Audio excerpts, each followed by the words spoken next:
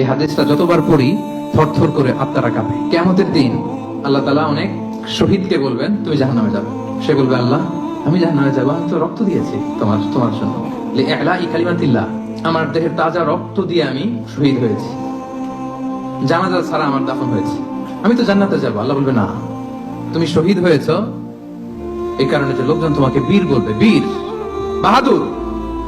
তো দুনিয়াতে তো তোমার বাহাদুর বলছে, তো তোমারে বিশাল যোদ্ধা ছিল, বাহাদুর ছিল, খেতাব তো তুমি পেয়েছো, আমার কাছে কিছু নেই, জাহান্নামে যাও, go to the hell fire. অনেক দানশীলকে আল্লাহ বলবে জাহান্নামে যাও। সে বলবে আল্লাহ আমি জাহান্নামে যাব, আমি তো মসজিদ, মাদ্রাসা, এতিমখানা, বৃদ্ধাশ্রম এমন কিছু নাই যে বাকি রাখছি, শত শত মসজিদ আমি করেছি, আমি কেন জাহান্নামে যাব?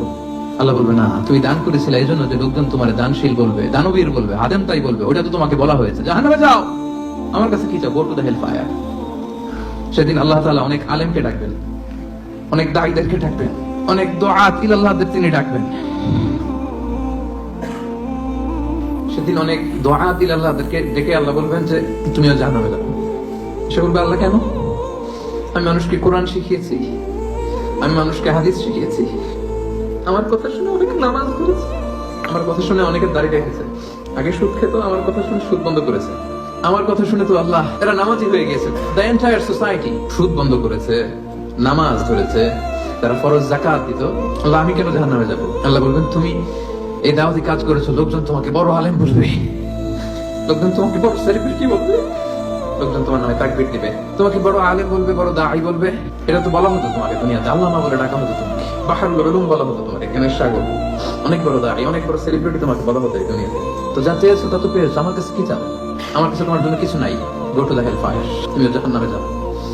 আল্লাহ ওইরকম আলেম হওয়া থেকে আমাদেরকে তুমি বাঁচাও, ওইরকম দাঈ হওয়া থেকে তুমি আমাদেরকে বাঁচাও।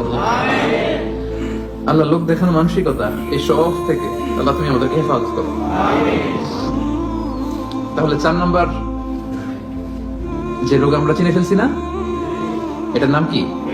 রিয়া। নামাজ পড়তেছি, মানুষ আমার এই বড় মুসল্লি বলে, হজ করে আসছি যেন আমার নামের আগে আলহাজ লাগায়, যাকাত দিচ্ছি, যাকাতের শাড়ি লুঙ্গি, দানবীর শিল্পপতি এটা যেন বলে, জিহাদের ময়দানে গিয়েছি, ইসলামের জন্য মিছিল দিচ্ছি, যাতে মিডিয়াতে আমাকে সবার আগে দেখা যায়। আল্লাহ বলবে go to the hell fire, জাহান্নামে যাও।